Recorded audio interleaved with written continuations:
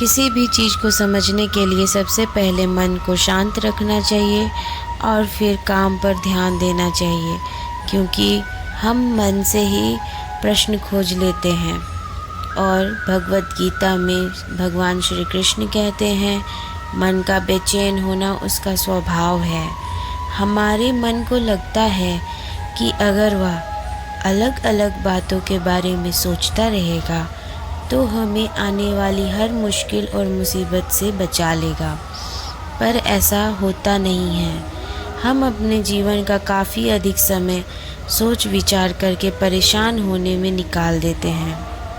भगवान श्री कृष्ण कहते हैं कि मन का यह स्वभाव बदलना मुश्किल ज़रूर है, असंभव नहीं।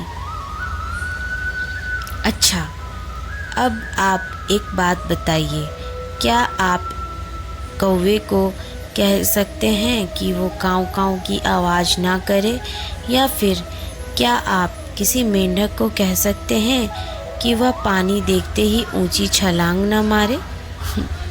हमारे मन का भी कुछ ऐसा ही है।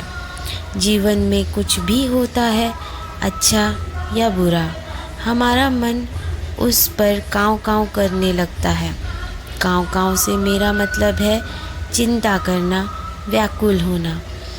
कोई बुरी बात भी नहीं होती है और मन परेशानी की ऊंची ऊंची लपटें लेने लगता है। कभी कभी तो मुझे ऐसा लगता है कि हमसे कई लोग सिर्फ परेशान होने के लिए जीते हैं। सारी परेशानी, पीड़ा, दुविधा अक्सर हमारे मन की बनाई हुई कहानियाँ होती हैं। भगवान श्री कृष्ण हमारे मन को शांत और स्थिर करने के लिए 2 उपाय देते हैं। पहला, ध्यान लगाना या मेडिटेट करना। दूसरा, वैराग्य भाव सीखना। अब ध्यान या मेडिटेशन शब्द सुनते ही आप में से कई लोग कहेंगे कि आप आँख बंद कर सांसें अंदर बाहर नहीं ले सकते। यहाँ हम सब गलती कर बैठते हैं। मेडिटेशन या ध्यान का मतलब सिर्फ आँख बंद करके बैठना नहीं होता। मेडिटेशन का मतलब होता है अपना पूरा ध्यान किसी चीज़ पर लगाना और उसे हटने नहीं देना।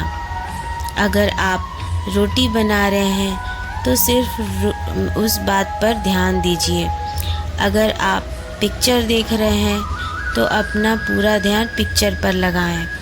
यह मत सोचिए कि पिक्चर देखकर आप अपना कितना वक्त बर्बाद कर रहे हैं। जब आप जीवन के हर छोटे बड़े काम को पूरे ध्यान से करते हैं तो आपका जीवन ही एक मेडिटेशन बन जाता है।